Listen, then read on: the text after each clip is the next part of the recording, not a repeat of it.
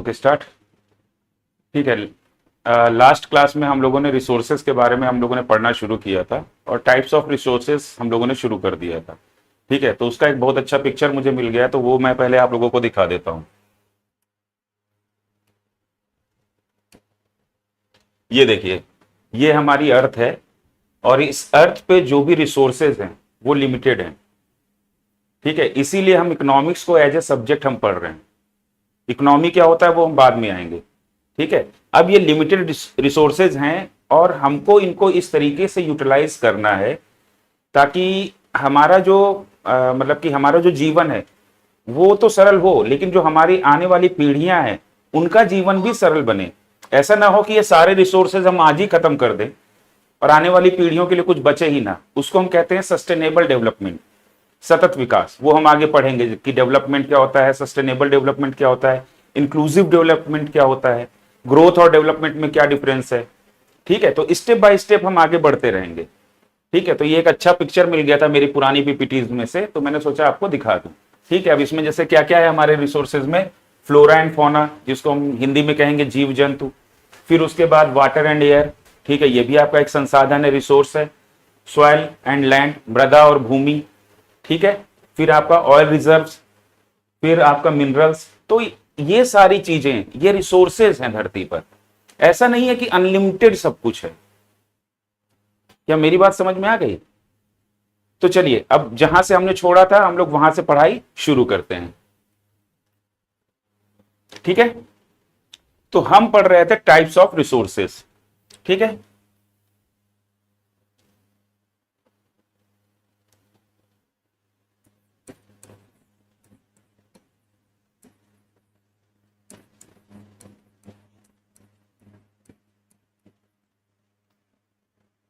हिंदी में कहेंगे संसाधनों के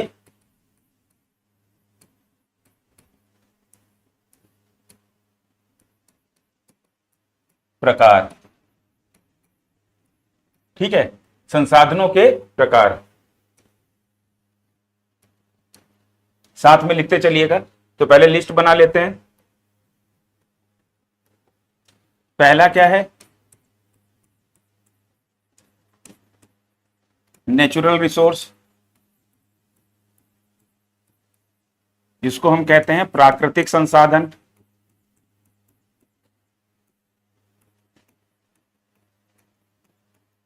प्राकृतिक संसाधन। और नेचुरल रिसोर्स मैंने आपको बताया था कि दो टाइप के होते हैं,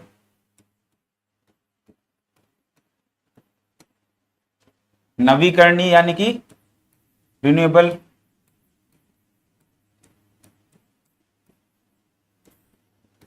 और दूसरा था नॉन रिन्यूएबल।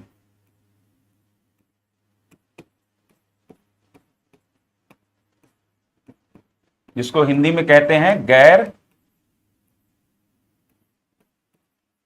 नवीकरणीय।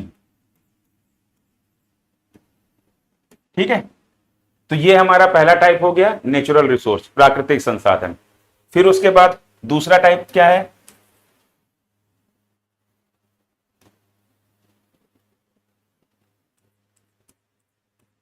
Man made resources,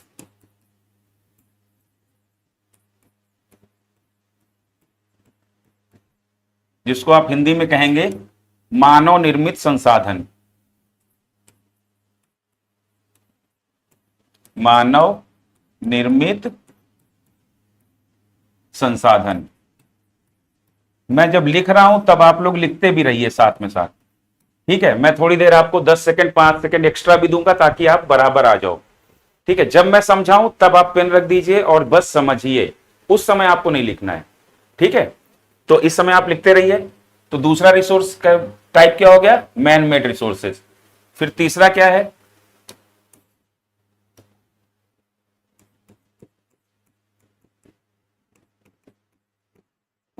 human resource.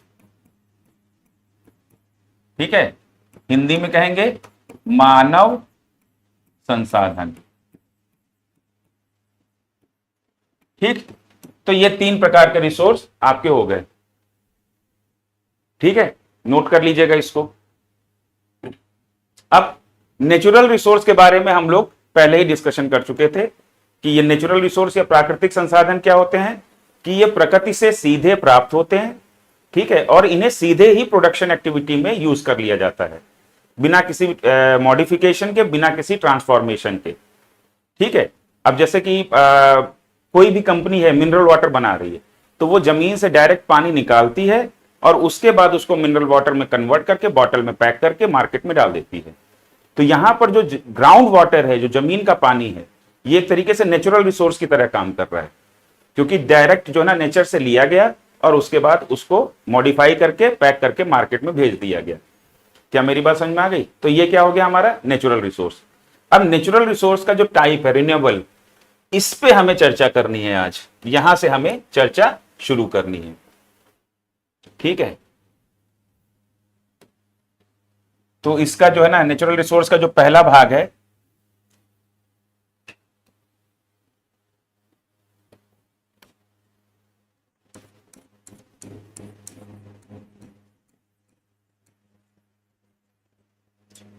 Renewable resource,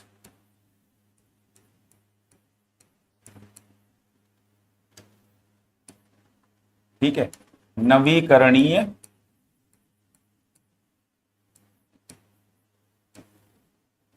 संसाधन।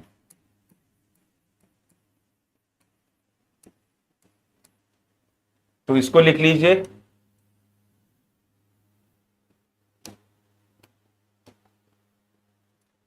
these resources are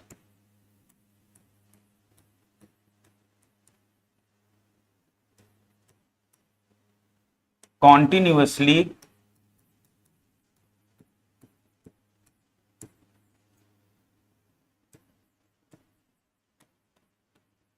generated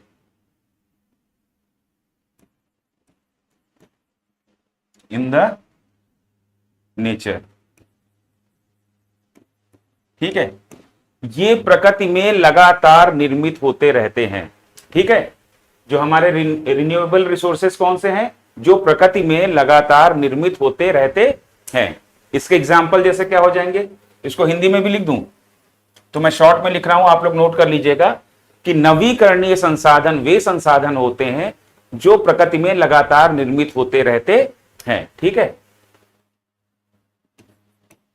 प्रकृति में लगातार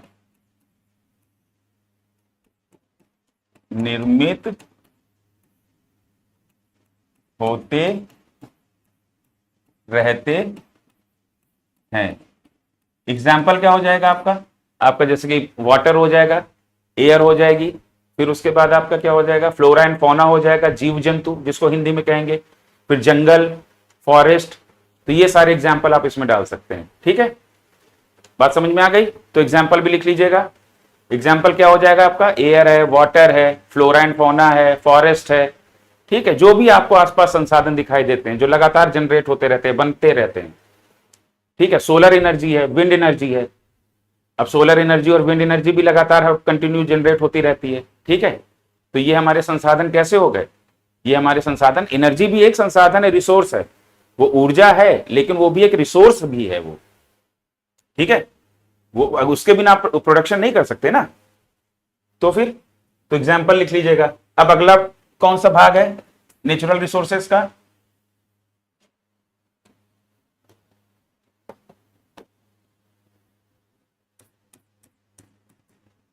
नॉन रिन्यूएबल, नॉन रिन्यूएबल यानी कि गैर नवीकरणीय संसाधन,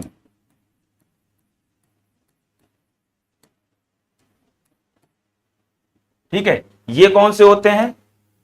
ये वे संसाधन होते हैं जिनके निर्माण में करोड़ों वर्ष लगते हैं, ठीक है। ये कौन से संसाधन हैं? ये वे प्राकृतिक संसाधन हैं जिनके निर्माण में करोड़ों वर्ष लगते हैं। उन्हें हम क्या कहते हैं? गैर नवीकरणीय संसाधन या नॉन रिन्यूएबल रिसोर्सेस, ठीक है। तो इसको लिख लेते हैं।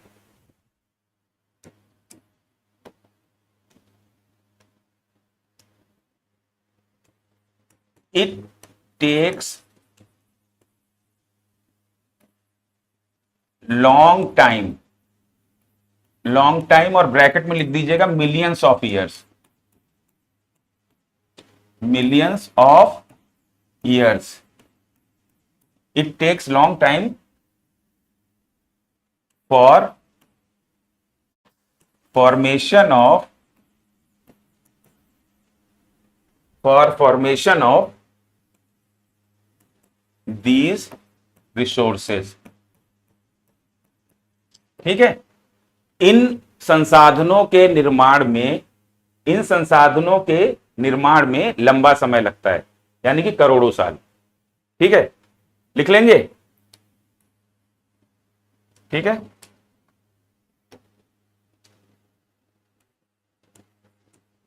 इन संसाधनों के निर्माण में करोड़ों वर्ष, डायरेक्ट लिख दीजिए, करोड़ों वर्ष लगते हैं। ठीक है, अब इसका एग्जाम्पल क्या हो जाएगा? इसका एग्जाम्पल आपका जैसे कोयला, ठीक है, आपका मिनरल्स, मेटल्स, ठीक है, और आपका क्या हो जाएगा? पेट्रोलियम प्रोडक्ट्स, पेट्रोलियम जो आपका है, नेचुरल गैस।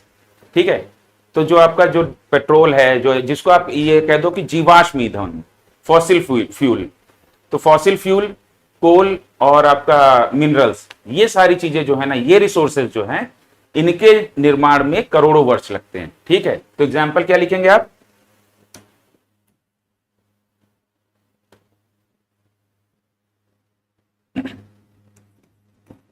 कोल, मिनरल्स, नेचुरल गैस, और क्या हो सकता है? ठीक है, मेटल्स, ये सारी चीजें जो हैं आप इसमें लिख सकते हैं। ठीक है, कोयला, मिनरल्स यानी खनिज, नेचुरल गैस, धातुएं, ये सारी चीजें जो है ना, इनके निर्माण में करोड़ों वर्ष लगते हैं। तो ये हमारे कौन से रिसोर्सेज हैं? ये हमारे नॉन रिन्यूएबल यानी कि गैर नवीकरणीय संसाधन हैं। ठीक है, नीचे कर देता हूं, इसको नोट कर लीजिएगा।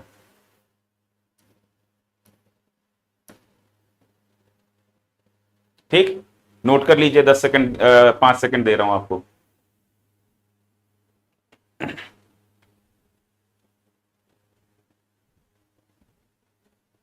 चलिए, ठीक है, अब आगे बढ़ते हैं। तो ये हमने जान लिया कि जो हमारे रिसोर्सेज हैं, हमारे रिसोर्सेज जो हैं वो लिमिटेड हैं। ठीक है, तो जब लिमिटेड हैं हमारे रिसोर्सेज, तो हमारे लिए ये बहुत जरूरी है कि हम इनका यूटिलाइजेशन यानी कि इनका उपयोग और इनका एलोकेशन बहुत ही मतलब संयमित तरीके से करें। ठीक है, हमारे पास ऐसा तो है नहीं कि मतलब कि जैसे हम जो चीज ज्यादा होती है ना, तो उसको तो हम फ्रीली यूज कर सकते हैं, लेकिन जो लिमिटेड है तो उसको यूज करने के लिए हमें विवेकपूर्ण तरीका अपनाना पड़ेगा। ठीक है, मैनेज करना पड़ेगा। तो यहां पर हमें यह बात निकल कर आती है कि ये जो लिमिटेड या स्कार्स रिसोर्सेज हैं, इन रिसोर्सेज का एलोकेशन और यूटिलाइजेशन बहुत ही ऑप्टिमम तरीके से होना चाहिए। तो सबसे पहले तो हमें यह समझने की जरूरत है कि एलोकेशन ऑफ रिसोर्सेज या संसाधनों का आवंटन होता क्या है। देखिए, मैंने आपको पहले ही बताया था कि आवंटन का मतलब यह नहीं है कि जो बांट दिया। ठीक है, यहां पर जो इकोनॉमी में आवंटन का मतलब क्या है वो हम समझते हैं। तो संसाधनों का आवंटन, ये शब्द आपको बार बार जब आप पढ़ाई करते रहोगे तो बार बार सुनाई देगा। ठीक है, तो इन शब्दों की क्लैरिटी आपके दिमाग में होनी चाहिए। देखिए, प्रीलिम्स में दिक्कतें जो है ना, कहते हैं कि हाँ पढ़ के तो सब गए थे, आ भी रहा था, लेकिन क्वेश्चन जो है ना, क्वेश्चन में आदमी उस समय ज्यादा एक्स्ट्रा टाइम क्यों लेता है? क्योंकि शब्दों का उसको मीनिंग क्लियर नहीं होता। ठीक है, तो शब्दों का मीनिंग क्लियर होना बहुत जरूरी है। तो एलोकेशन ऑफ रिसोर्सेस क्या होता है ये समझते हैं।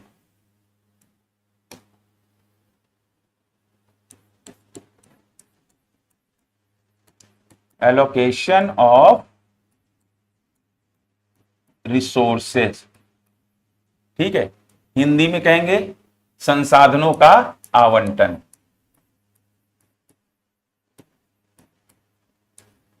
संसाधनों का आवंटन।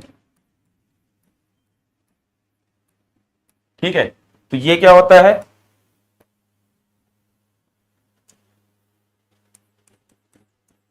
Management of resources for production of goods and services. वस्तुओं और सेवाओं के उत्पादन के लिए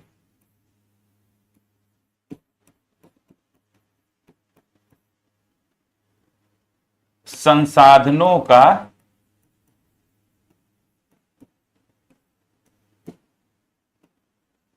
प्रबंधन। ठीक है, यही आपका कहलाता है एलोकेशन ऑफ रिसोर्सेज। अब इसमें प्रबंधन या मैनेजमेंट आप क्या करते हैं? मैनेजमेंट हम ये करते हैं कि कौन सा संसाधन कितना, सॉरी, कौन सी वस्तु और सेवा वो कितनी प्रोड्यूस करनी है। ठीक है, अब जैसे कई तरीके की वस्तुएं और सेवाएं होती हैं। कुछ वस्तुएं और सेवाएं हैं कि जो आवश्यकता की हैं, कुछ होती हैं कि जो लेविश लाइफस्टाइल जीने के लिए होती हैं, लग्जीरियस होती हैं। ठीक है, तो किस तरीके की वस्तु और सेवा का प्रोडक्शन करना चाहिए, कि कितने रिसोर्सेज हमें किस तरफ भेजने हैं। रिसोर्सेज तो लिमिटेड है ना। अब आपके पास अगर मान लीजिए, देखिए इधर ये लिख लिया ना आप लोगों ने। अब देखिए ये मान लीजिए ये हमारा भारत देश के, भारत देश के पास ये पूरे इतने सारे रिसोर्सेज हैं। मान लीजिए ये एक बॉक्स में है। अब रिसोर्सेज तो इतने ही हैं। अब इन रिसोर्सेज से आप चाहें तो लग्जरी की वस्तु एवं सेवा,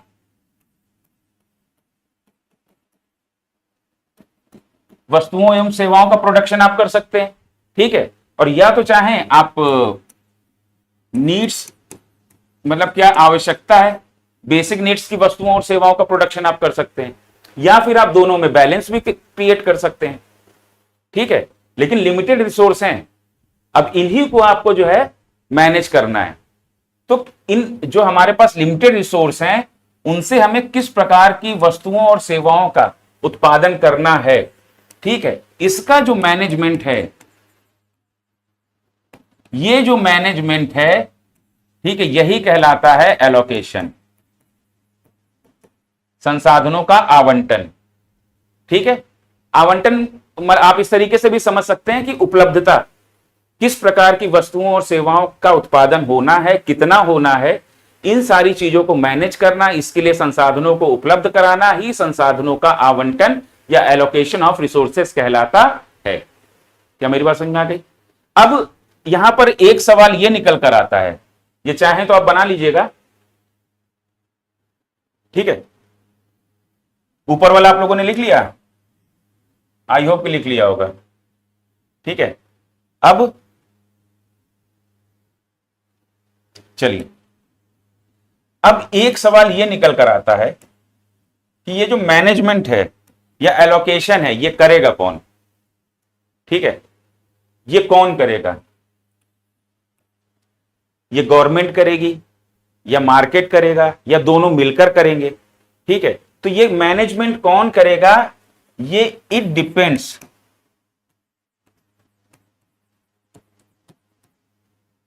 ऑन इकोनॉमिक सिस्टम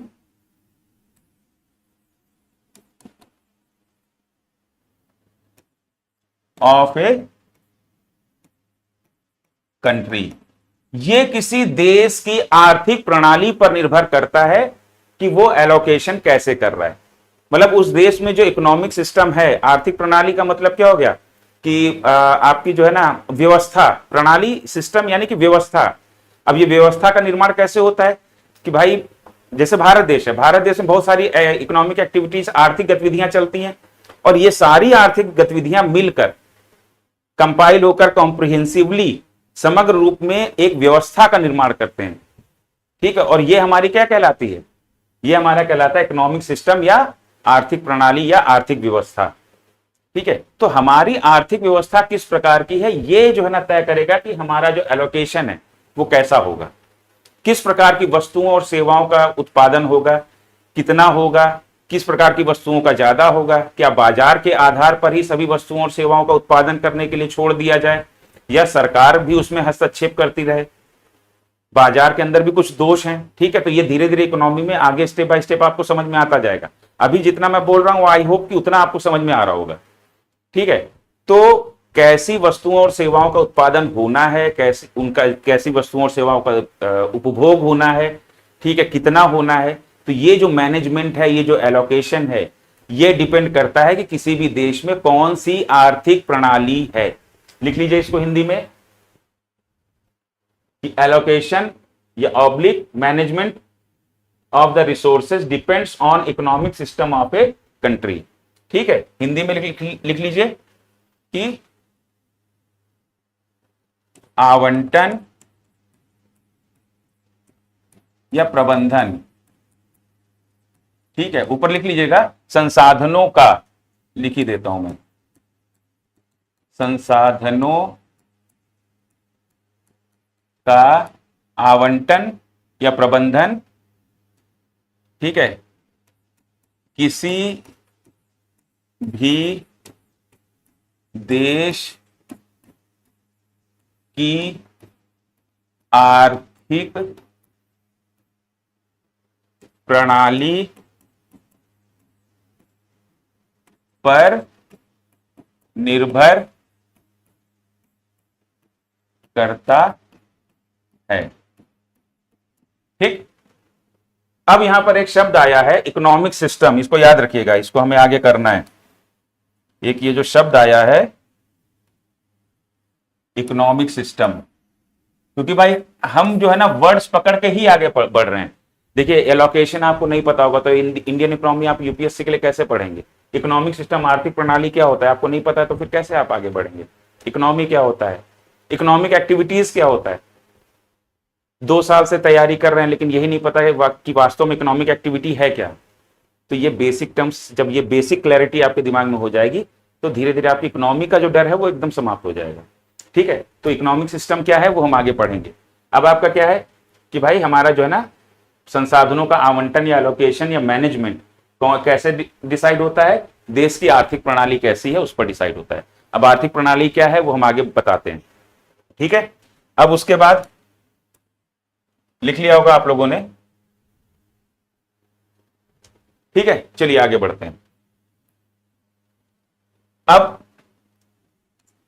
अब जो है फिर आपने शब्द सुना होगा ऑप्टिमम यूटिलाइजेशन, ऑप्टिमम एलोकेशन। ठीक है, तो एलोकेशन क्या है कि संसाधनों का आवंटन क्या है कि मतलब संसाधनों को मैनेज करना। अब संसाधन लिमिटेड है तो इनका जो मैनेजमेंट है वो ऑप्टिमम तरीके से करना होगा। ठीक है, तो ऑप्टिमम एलोकेशन क्या है,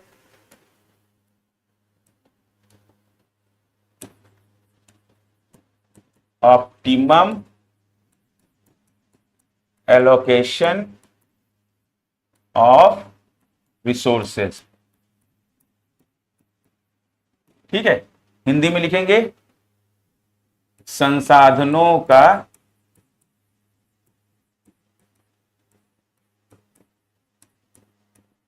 उचित आवंटन। ये क्या होता है,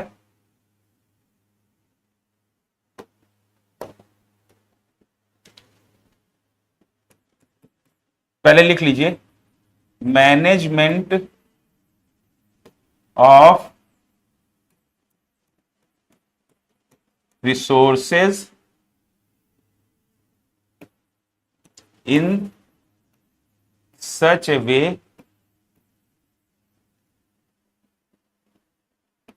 that there is a balance between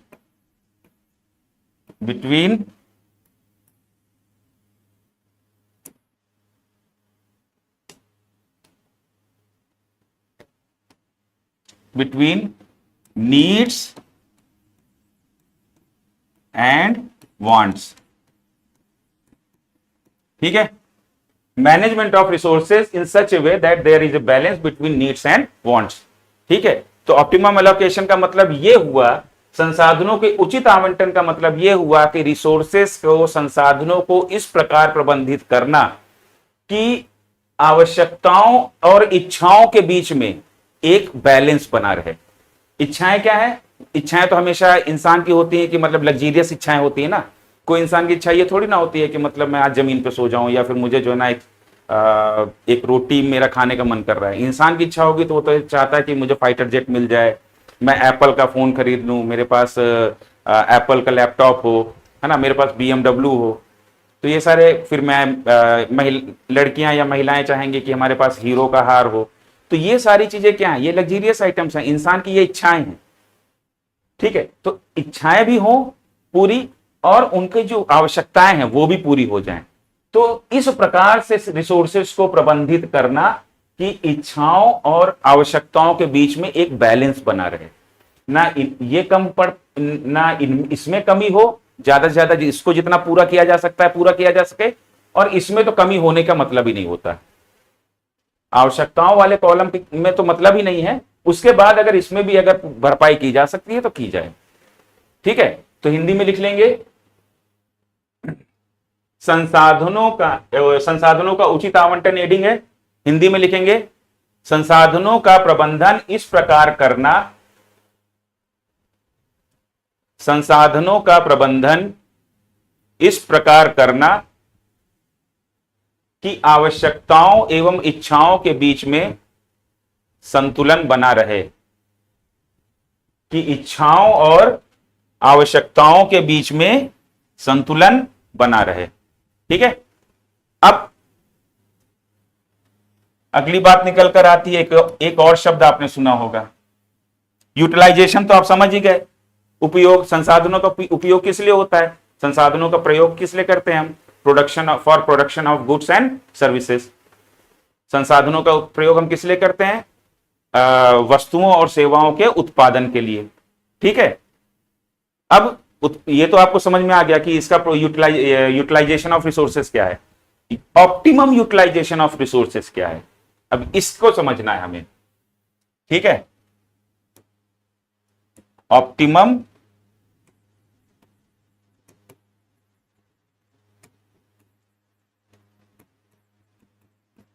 utilisation of resources, संसाधनों का उचित उपयोग। हेडिंग डाल लीजिए, संसाधनों का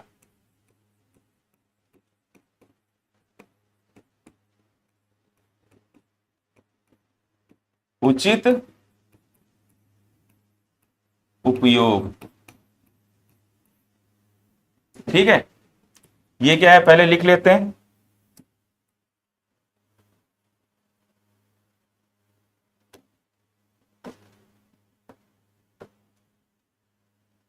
use of resources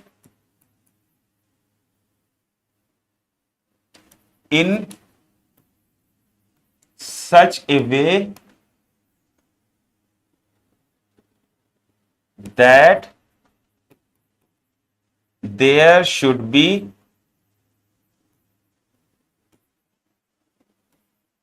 minimum wastage and maximum production. ठीक है, किसी भी चीज को अच्छी तरीके से उपयोग करने का मतलब क्या हुआ कि उसमें बर्बादी कम हो और उससे जो है ना ज्यादा से ज्यादा आउटपुट ले पाए, यही सदुपयोग है। सदुपयोग तो यही है ना। अब जैसे हम किसी भी चीज का सदुपयोग करना, जैसे आपके पास कोई बुक है तो उस बुक का सदुपयोग आप कैसे कर सकते हैं कि उस बुक से आप ज्यादा से ज्यादा ज्ञान अर्जित कर लें। तो संसाधनों का सदुपयोग, संसाधनों का ऑप्टिमम यूटिलाइजेशन या विवेकपूर्ण उपयोग क्या होगा कि हम संसाधनों का ज्यादा से ज्यादा इस्तेमाल कर सकें, उनसे जो आउटपुट है, प्रोडक्शन है, हम ज्यादा से ज्यादा ले सकें, बर्बादी कम हो। अब अगर इस एक पेन को बनाने के लिए अगर मान लीजिए 2 किलो प्लास्टिक बर्बाद हो रहा है, तो ये संसाधन, इसमें क्या वेस्टेज ज्यादा हो गया ना, तो ये तो संसाधनों की बर्बादी है। सदुपयोग का मतलब तो ये हुआ ना कि भाई जितना है तो इसमें काट छांट करके हल्का फुल्का बस निकल गया, फिर हमारा पेन तैयार हो गया। तो कम से कम वेस्टेज के साथ जो हमारा मैक्सिमम आउटपुट हो, यही हमारा संसाधनों का ऑप्टिमम यूटिलाइजेशन कहलाता है। तो लिख लीजिए, संसाधनों का उचित उपयोग। संसाधनों को इस प्रकार प्रयोग किया जाए, इंग्लिश वाले इसमें से इधर से लिख लेंगे, संसाधनों को इस प्रकार उपयोग किया जाए कि कम से कम वेस्टेज को हिंदी में क्या कहेंगे, नुकसान, मतलब कम से कम बर्बादी हो और अधिक से अधिक उत्पादन प्राप्त किया जा सके। कम से कम बर्बादी हो और अधिक से अधिक उत्पादन प्राप्त किया जा सके। क्लियर? तो ऑप्टिमम यूटिलाइजेशन ऑफ रिसोर्सेज समझ में आ गया। ठीक है, तो ये हमने संसाधनों के बारे में पढ़ लिया। ठीक है, कि संसाधन क्या होते हैं, प्रोडक्शन के लिए इनपुट होते हैं। ठीक है, अब संसाधनों के प्रकार क्या हैं, उनका अब एलोकेशन कैसे करते हैं, कौन करता है, ठीक है, और उसके बाद उसका ऑप्टिमम यूटिलाइजेशन क्या होता है। तो ये सारी चीजें हमने अभी के लिए बेसिक जो आपके दिमाग में पिक्चर क्लियर होना चाहिए वो हो गया। अब एक शब्द निकल कर आया था, मैंने आपको बोला था कि इसको हम ध्यान में रखेंगे। वो शब्द कौन सा था? Economic system. ठीक है, आर्थिक व्यवस्था या आर्थिक प्रणाली क्या होता है। तो अगली हेडिंग डाल लीजिए,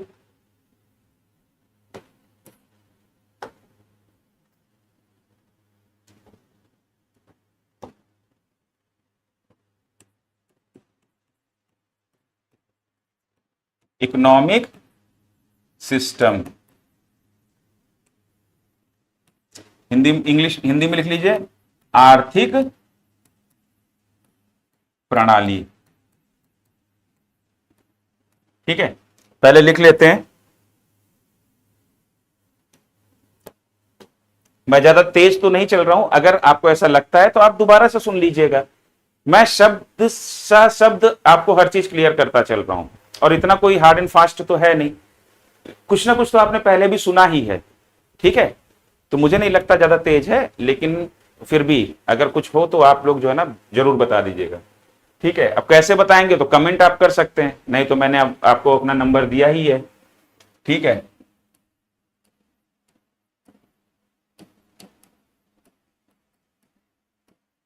ठीक, नोट्स के लिए और टेलीग्राम तो शायद कल इसमें लगाया गया था, मैं देखता हूं टेलीग्राम हमारे यूट्यूब में अटैच हुआ है कि नहीं हुआ है। अभी कल इस पे काम हुआ था। ठीक है, तो देख लेते हैं। और तब तक के लिए जो है ना, आप नोट्स के लिए और या फिर किसी भी चीज के लिए कोई भी प्रॉब्लम है तो आप इस पर सिर्फ व्हाट्सअप करिएगा, कॉल मत करिएगा। ठीक है, 8448530180 व्हाट्सअप कर दीजिएगा, रिप्लाई, ये मेरा ही नंबर है, मैं रिप्लाई दूंगा पक्का।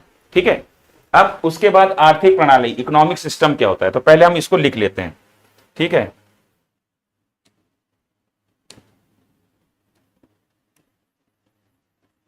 System that determines that what kind of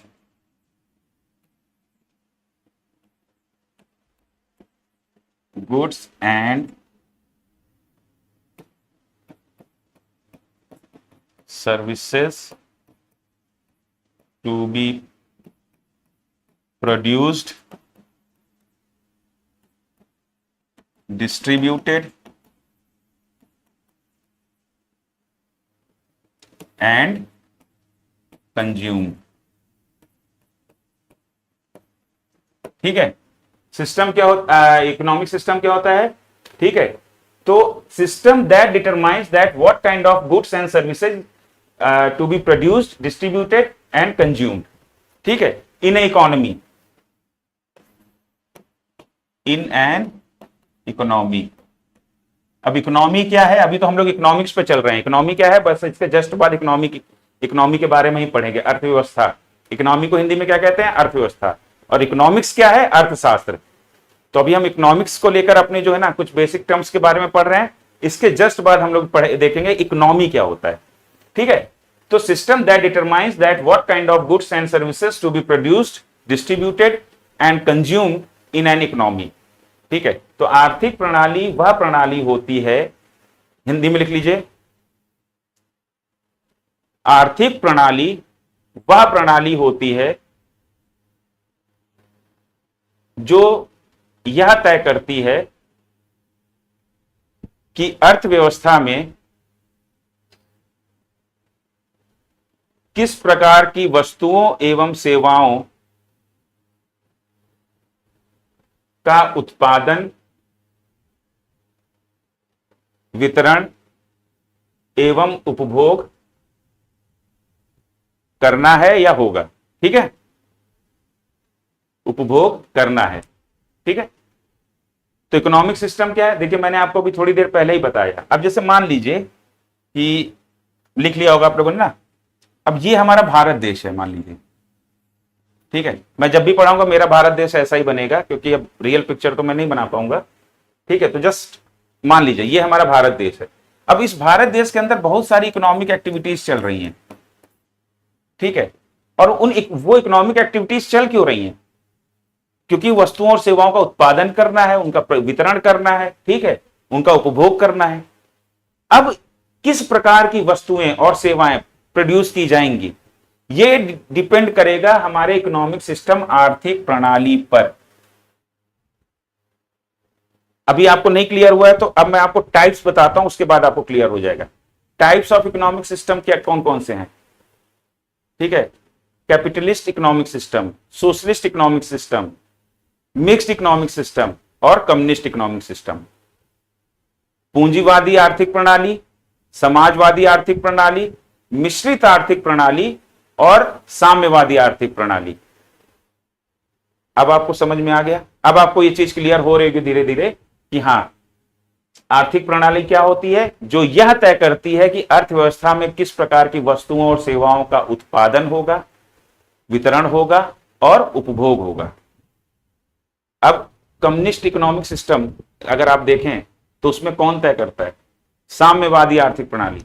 साम्यवादी आर्थिक प्रणाली में सब कुछ सरकार तय करती है, यहां तक कि आपको पानी कौन सा पीना है, किस तरह का पीना है, कपड़े कैसे पहनने। अब कपड़ा पहनना भी तो कंजम्पशन हुआ ना, कैसा खाना खाना है। ठीक है, तो ये सारी चीजें तय करता है कौन, इकोनॉमिक सिस्टम। तो अभी आपको समझ में आ गया कि इकोनॉमिक सिस्टम, अब तो आपको रटना नहीं पड़ेगा ना। अब जैसे पूंजीवादी आर्थिक प्रणाली, तो पूंजीवादी आर्थिक प्रणाली में किस प्रकार की वस्तुओं और सेवाओं का उत्पादन होगा, यह तय कौन करता है, बाजार तय करता है। और बाजार में यह कैसे तय होता है, डिमांड और सप्लाई के आधार पर। ठीक है, तो आर्थिक प्रणाली की डिफिनीशन अब आपको क्लियर हो रही है जब मैंने इसके टाइप्स बता दिए। हो रही कि नहीं हो रही है, यानी कि जो व्यवस्था है जो हमारे देश में, जैसे भारत में है, भारत ये हमारा इंडिया है मान लीजिए। अब इंडिया में हमारा जो आर्थिक प्रणाली है वो कौन सी है, मिक्स्ड इकोनॉमिक सिस्टम है, मिश्रित आर्थिक प्रणाली है। तो यहां पर कैसे तय होता है, यहां पर बाजार और सरकार दोनों मिलकर तय करते हैं कि किस प्रकार की वस्तुओं और सेवाओं का उत्पादन करना है, किस प्रकार की वस्तुओं और सेवाओं का वितरण करना है और कैसी वस्तुओं और सेवाओं का उपभोग होना है। यहां बाजार भी तय कर रहा है, और बाजार तय कर रहा है तो वहां पर लोगों की भी मर्जी है ना, क्योंकि डिमांड सप्लाई को, डिमांड कौन कर रहा है, लोग कर रहे हैं, और सप्लाई कौन कर रहे हैं, लोग कर रहे हैं। क्या मेरी बात समझ में आ गई कि नहीं आ गई। तो अब ये जो है ना इकोनॉमिक सिस्टम आर्थिक प्रणाली की परिभाषा समझ में आई कि इकोनॉमिक सिस्टम आर्थिक प्रणाली वह प्रणाली है या वह व्यवस्था जो यह तय करती है, किसी भी अर्थव्यवस्था में यह तय करती है कि किस प्रकार की वस्तुओं और सेवाओं का उत्पादन होगा, वितरण होगा और उपभोग होगा। वो हमारा क्या कहलाता है, इकोनॉमिक सिस्टम आर्थिक प्रणाली। ठीक है, अब इकोनॉमिक सिस्टम के टाइप मैंने बता दिए हैं, फिर भी आप लिख लीजिए।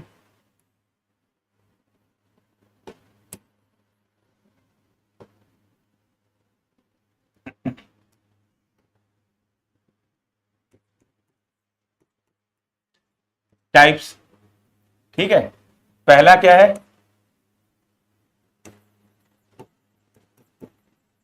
कैपिटलिस्ट इकोनॉमिक सिस्टम, ठीक है, हिंदी में लिखेंगे पूंजीवादी आर्थिक प्रणाली। दूसरा सोशलिस्ट इकोनॉमिक सिस्टम, समाजवादी आर्थिक प्रणाली। तीसरा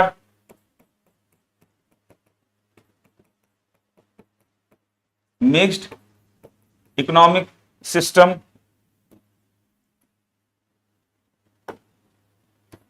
मिश्रित आर्थिक प्रणाली। और चौथी कौन सी प्रणाली है?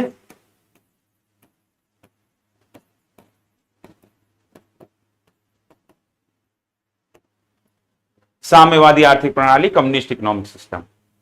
ठीक है, अब इनके बारे में हम एट द एंड पढ़ेंगे। ठीक है, इनमें जो है ना, क्योंकि मैंने आपको उस दिन जब इंट्रो क्लास ले रहा था तब मैंने आपको बताया था कि जो हमारी व्यवस्था है, हम वैसी ही व्यवस्था का निर्माण करते हैं जैसे हमारी विचारधारा होती है। हमारी विचारधारा में अगर एक इंडिविजुअल, एक व्यक्ति का महत्व है तो वो हमारी विचारधारा पूंजीवाद की तरफ चली जाएगी। अगर हमारी विचारधारा, हमारी आइडियोलॉजी में एक इंडिविजुअल के बजाय सोसाइटी का महत्व है तो हमारी आइडियोलॉजी, तो हमारी जो सिस्टम है जो हम स्टैब्लिश करेंगे वो हमारा जो व्यवस्था सिस्टम हमारा समाजवाद की ओर चला जाएगा। क्योंकि समाजवाद में समाज का महत्व है और पूंजीवाद में एक व्यक्ति का महत्व है। क्या मेरी बात समझ में आ गई?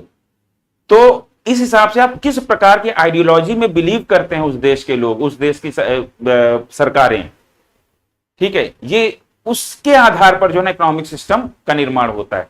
तो इनके बीच में क्या डिफरेंस है, बाजार की भूमिका कितनी है, तो ये सारी चीजें जो है ना काफी ब्रीफ में जो है हम इनके बीच में आपस में तुलना करते हुए समझेंगे। तो इसको हम लास्ट में समझेंगे। ठीक है, तो लिख लिया, नोट कर लिया?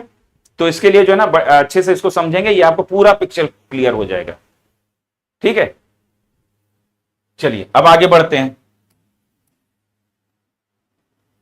अब बात निकल कर आती है, अब हम जो है ना बात करते हैं कि व्हाट इज इकोनॉमी, अर्थव्यवस्था क्या होता है। ठीक है, व्हाट इज इकोनॉमी, हेडिंग डाल लीजिए।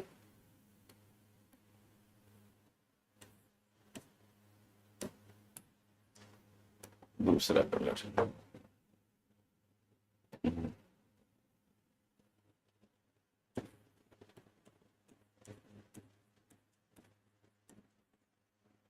ठीक है, अर्थव्यवस्था।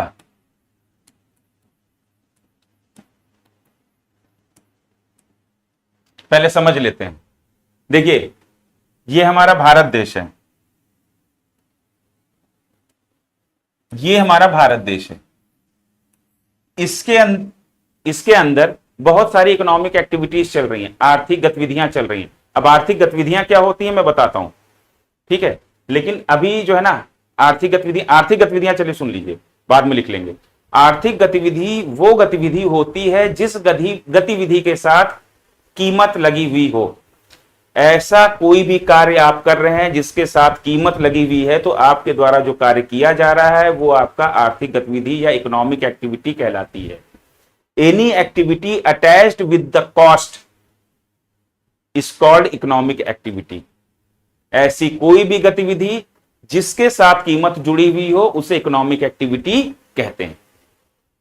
ठीक है, आप भोजन कर रहे हैं, ये इकोनॉमिक एक्टिविटी नहीं है, लेकिन आप अगर एक होटल में जाकर बैठकर भोजन कर रहे हैं तो ये आपका इकोनॉमिक एक्टिविटी है। क्योंकि बात ये नहीं है कि वहां पर आप पे कर रहे हैं, पे तो आप घर में भी तो खरीद के लाए हैं ना, लेकिन जब आप जिस समय खरीद रहे थे तो उस समय आप इकोनॉमिक एक्टिविटी कर रहे थे। आप सो रहे हैं तो ये एक इकोनॉमिक एक्टिविटी नहीं है। लेकिन आप जो है ना स्पेस स्टेशन पे गए, अंतरिक्ष में चले गए, वहां पर आपको 14 दिन रुकना है, तो वहां पर आप अगर सो रहे हैं तो वो आपकी इकोनॉमिक एक्टिविटी है। ठीक है, तो इकोनॉमिक एक्टिविटी क्या है कि ऐसा कोई भी काम जिसके साथ कीमत लगी हुई हो वो आपका इकोनॉमिक एक्टिविटी कहलाता है। अब भारत में बहुत सारी इकोनॉमिक एक्टिविटीज चल रही हैं, ठीक है, और ये जो इकोनॉमिक एक्टिविटीज हैं ये मिलकर भारत के अंदर एक व्यवस्था का निर्माण करती हैं। भारत के अंदर एक व्यवस्था का निर्माण करती है। ठीक है, एक आर्थिक प्रणाली, आर्थिक सिस्टम भारत के अंदर क्रिएट करती हैं। ठीक है, और इस व्यवस्था का अध्ययन ही हम जो करते हैं उसे हम एक विषय के रूप में उसे ही हम कहते हैं अर्थव्यवस्था। उसे ही क्या कहते हैं हम? अर्थव्यवस्था। अब अर्थव्यवस्था क्यों? क्योंकि हम इकोनॉमिक एक्टिविटीज के रिगार्डिंग पढ़ रहे हैं ना। भारत में जो इकोनॉमिक एक्टिविटीज हो रही हैं उनके रिगार्डिंग हम पढ़ रहे हैं इस विषय के अंतर्गत। ठीक है, तो इस जो इकोनॉमिक सिस्टम है उसको जो हम पढ़ रहे हैं, तो वो जो है हमारा क्या कहलाता है एज ए सब्जेक्ट? वो हमारा कहलाता है इकोनॉमी। ठीक है, तो इसको लिख लीजिए।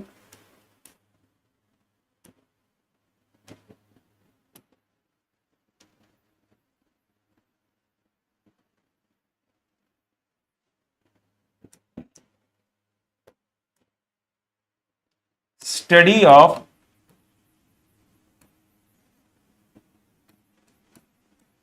इकोनॉमिक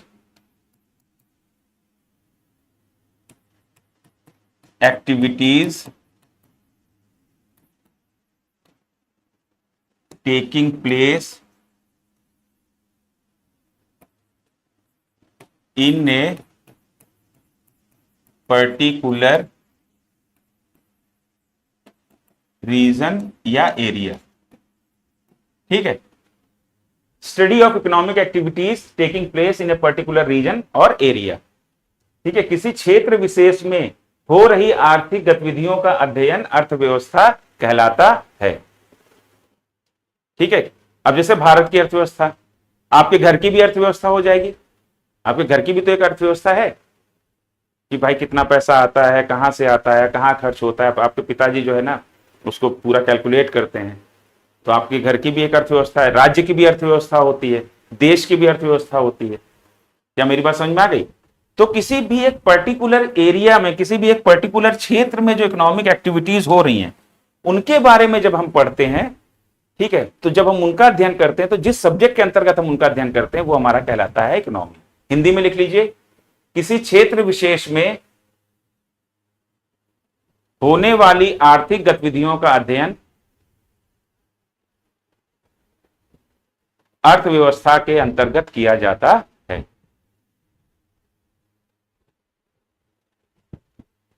क्लियर है?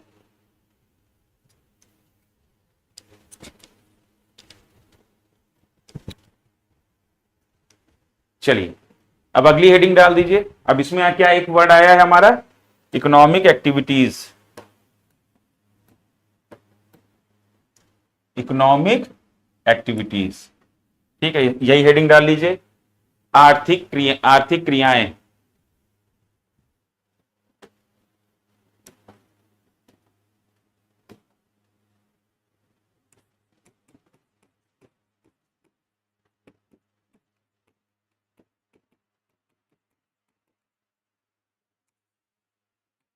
इकोनॉमिक एक्टिविटी डाल दीजिए, इकोनॉमिक एक्टिविटीज।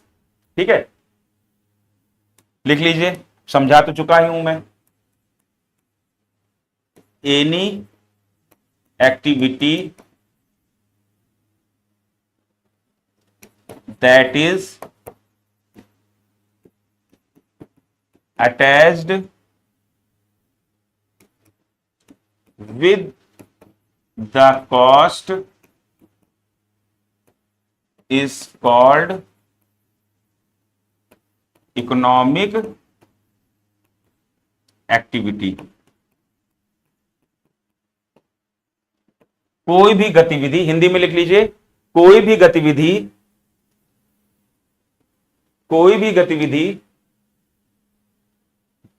जिसके साथ कीमत जुड़ी हुई हो, जिसके साथ कीमत जुड़ी हुई हो, आर्थिक गतिविधि कहलाती है।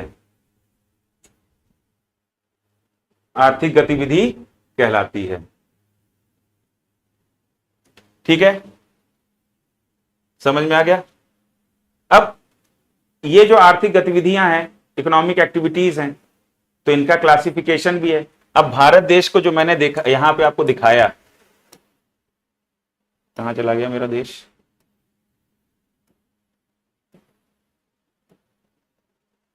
चलो फिर से बना लेते हैं।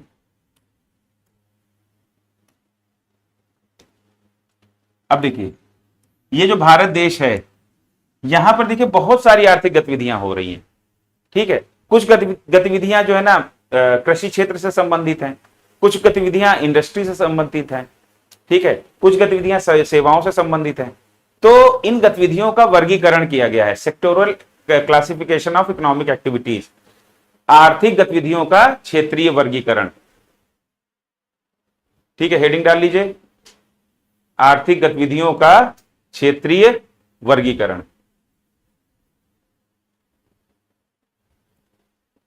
Sectoral classification of economic activities, sectoral classification of economic activities लिख लीजिए। Number 1, agriculture and allied activities, कृषि एवं संबंधित गतिविधियां, कृषि एवं संबंधित गतिविधियां। दूसरा लिखिए,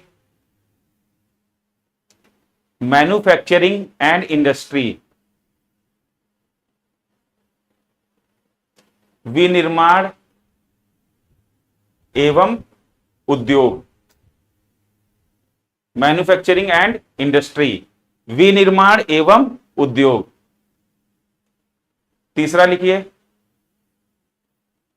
सर्विस। ठीक है, तो इन 3 क्षेत्रों में जो है बांटा गया है इकोनॉमिक एक्टिविटीज को। एक और क्लासिफिकेशन है, प्राइमरी, सेकेंडरी, टर्सरी। ठीक है, तो वो क्लासिफिकेशन है वो क्वाइनरी भी है, मतलब उसमें पंचमक तक है। ठीक है, प्राथमिक, द्वितीयक, तृतीयक, चतुर्थक, पंचमक। तो वो, लेकिन वो क्लासिफिकेशन हम भारत में यूज नहीं करते हैं, लेकिन हम उसे पढ़ेंगे। ठीक है, लेकिन मेन हमारा क्या है, एग्रीकल्चर, इंडस्ट्री एंड सर्विसेज। तो ये 3 सेक्टर्स हैं जिनमें इकोनॉमिक एक्टिविटीज हमारी होती हैं। ठीक है, तो इसको आप पढ़ेंगे अगली क्लास में। तो आई होप कि ये क्लास आपको समझ में आई होगी। ठीक है, तो अगली क्लास में हम लोग क्या, कहां से शुरू करेंगे, sectoral classification of economic activities. Notes के लिए आप लोग जो है ना, नोट्स जो मैं बोल रहा हूं उसको लिखते जाइए, और नोट्स के लिए जो है ना कोशिश चल रही है टेलीग्राम को अटैच करने की। मैं इतना टेक्निकल होता तो पहले ही कर देता, और कोई नहीं, हो जाएगा। और बाकी नंबर तो मैंने आपको दे ही दिया है, कोई भी दिक्कत हो आप मुझे व्हाट्सअप कर सकते हैं बिना किसी प्रॉब्लम के। ठीक है, चलिए पढ़िए।